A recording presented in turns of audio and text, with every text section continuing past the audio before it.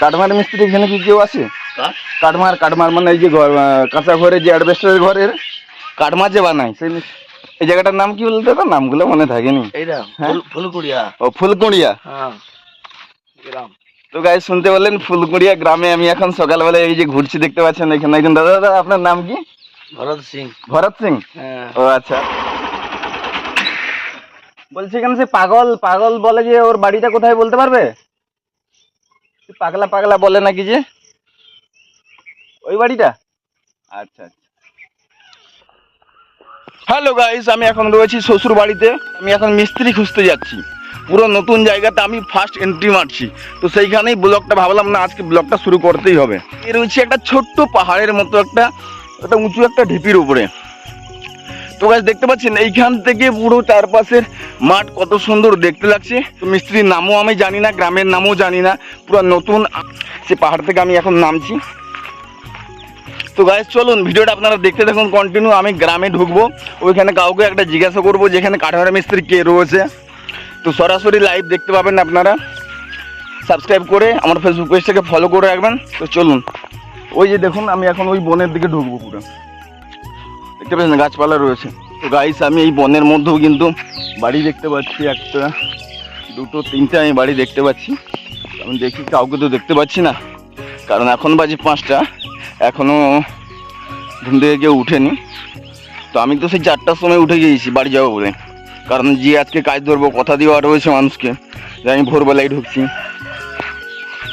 সকালে তো এই সমস্যা, কাউকে তো দেখতে পাচ্ছি না। তো গাইস আমি আস্তে আস্তে কিন্তু একটা কুড়ে ঘর দেখতে পাচ্ছি। আর তো আমি তো একটা গ্রামের মধ্যে ঢুকে গিয়েছি, এখানে অনেকগুলো ঘর রয়েছে। তো দেখতে পাচ্ছেন গাইস, ওই গ্রামের আমি নামও জানি না, আর কাউকে তো দেখতেও পাচ্ছি না। কাকে যে জিজ্ঞাসা করি। আচ্ছা ওই যেখানে দাদা একজন শুয়ে আছে, দেখি যাই গ্রামের দিকে।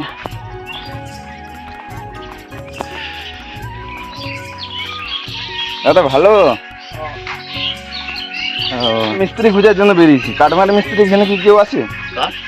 কাঠমার মানে এই যে কাঁচা ঘরে যে অ্যাডবেস্টারের ঘরের কাঠমার যে বানায় সেই মিস্ত্রি এখানে রয়েছে না কোথায়? তার বাড়িটা খোঁজার জন্য আসছি, বুঝলে তো। আমার বাড়িটা হচ্ছে ডেবরাতে, আর এখানে আমার শ্বশুর বাড়ি এই নোয়াগাতে হাড়িভাঙা চকে। এবার কালকে গিয়েছিলাম মাপটা নেবার জন্য। এবার তার তো ফোন করছি, ফোনও তো লাগছে না। দেখি এই জায়গাটার নাম কি বলতে তো নামগুলো মনে থাকেনি। ও ফুলকুড়িয়া। তো গাইস শুনতে বললেন ফুলকুড়িয়া গ্রামে আমি এখন সকালবেলা এই যে ঘুরছি দেখতে পাচ্ছেন এখানে একজন দাদা। দাদা আপনার নাম কি? ভরত সিং। ভরত সিং। তো স্যার ভাষাটাও আলাদা। এটা আমার ভাষা খিচড়ি ভাষা না? খিচড়ি ভাষা। খিচড়ি ভাষা। তো দেখতে পাচ্ছেন খিচড়ি ভাষা, এটাও একজন ভাষা। আমি এই ভাষাটার নাম প্রথম শুনলাম। কত রকমের মানুষ আছে কত জায়গায়, কারণ আমাদের পাশে গেলে অন্যরকম ভাষা। দোকানদারি এই বাড়িটা নাকি? ও যাই হোক, উঠেনি মানে ঘুম থেকে। তো আমরা গেটটা পেরিয়ে তাদের বাড়িতে দিকে আসছি। মিস্ত্রিকে তো দেখতে পাচ্ছি না, দেখি মনে ঘুমিয়েছে মনে হয়, উঠেনি মানে মিস্ত্রি বলছিল যে ফোন করলে, ওকে ফোন করতেই ফোনই লাগেনি। এখানে মানে নেটওয়ার্কের একটু সমস্যা হয় নাকি বলতো, তারের সমস্যা হয়। নাম্বার দিয়েছে ও তো আছে, ওই যে দিলীপ ভাই বলছে না, দিলীপ সিং নাকি, সে তো মরে গেছে না, অন্য ডাক্তার দিকে।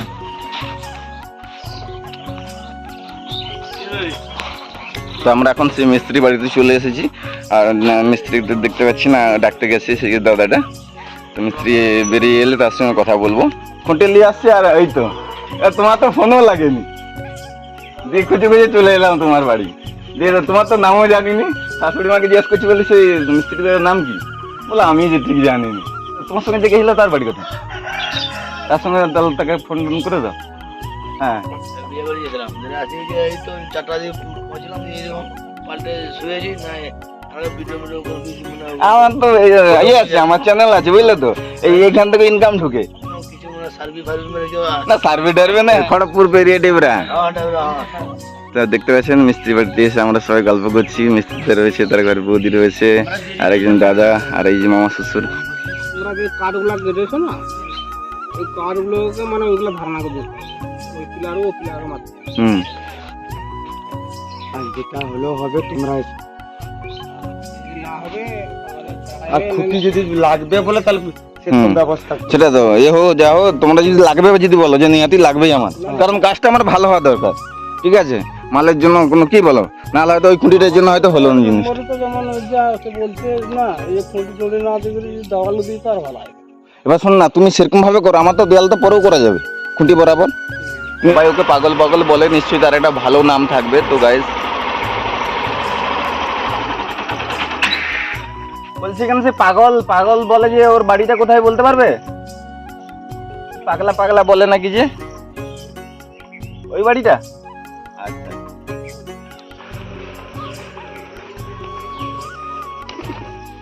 ঠিক আছে তাহলে আসি, হ্যাঁ একে তাহলে আসো তাহলে, হ্যাঁ। যাই হোক, পাগলা দাদার সঙ্গে দেখা হয়ে গেল, তো এবার চলে যাচ্ছি। এটা হচ্ছে পাগলা দাদার বাড়ি।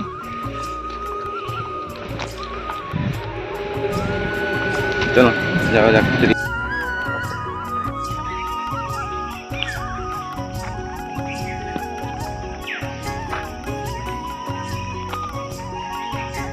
হ্যাঁ দেখো, একটা বেশি দেবেন একদম কইতে হবে তাকে তাই না বলতে একটা রিকোয়েস্ট আর কি, 10টা লেটে ভালো, দামটা তো ঠিকই আছে কি বল, একটা বেশি দেবো না, 1-2টা।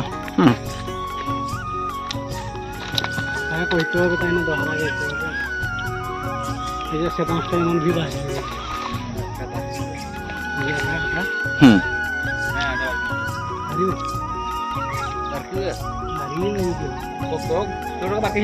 হুম হ্যাঁ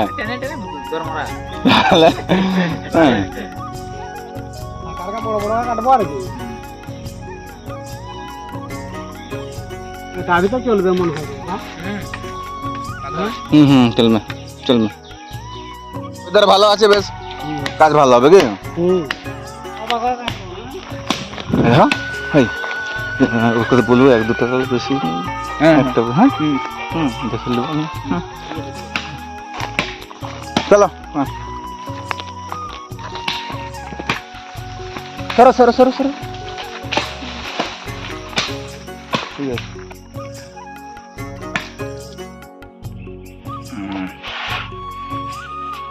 চলো তো যাই হোক, এবার বাড়ির দিকে রওনা হচ্ছি। চলো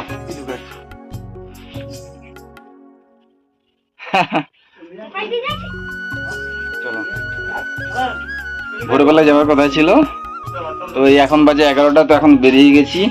আর ওদিকে মিস্ত্রি লাগছে, ওরা বাঁশ কাটা হয়ে গেছে। চলো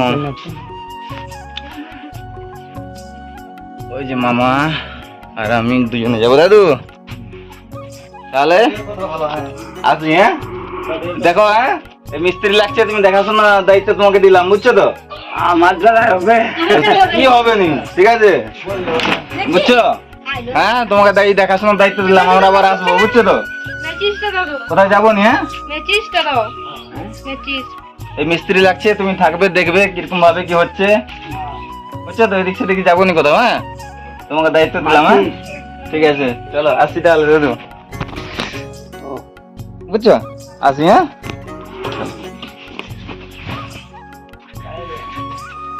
তো যাই হোক হয়ে গেল। হুম আর এদিকে দেখতে পাচ্ছেন কাজ শুরু হয়ে গেছে। কোথায় গেল দেখা যাচ্ছে, এইসব গর্ত করা হয়েছে, এগুলো তো সব হচ্ছে খুঁটি গাড়া হবে। 8 ফুটের দেখতে পাচ্ছেন, 8 ফুট 12 ফুট মিলে এরকম ভাবে খুঁটি গাড়া হবে। ঠিক আছে, হ্যাঁ কাজ করো তাহলে, আসি, হ্যাঁ আর ঠিকঠাক ভাবে করো, বুঝছো?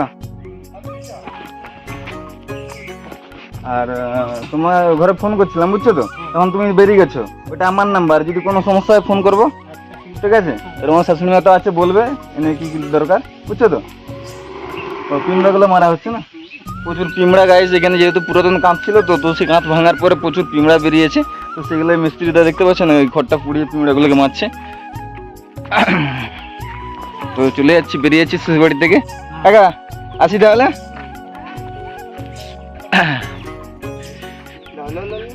হ্যাঁ চলো চলো, দেরি হয়ে যাচ্ছে। তো এখন আমি বাইকটা ঘোরাবো, হেলমেটটাও নিয়ে নিয়েছি। এই বাই বাই করো আমাকে, হাইওয়ে পোস্ট থেকে হাত দেখাচ্ছে। ঠিক আছে চলো আসছি, অনেকটাই দেরি হয়ে গেল, তো আবার দেখা হবে। তো ঠিক আছে গাইস, চ্যানেলটিকে সাবস্ক্রাইব করে রাখুন আর ফেসবুক পেজটাকে ফলো করে দেবেন।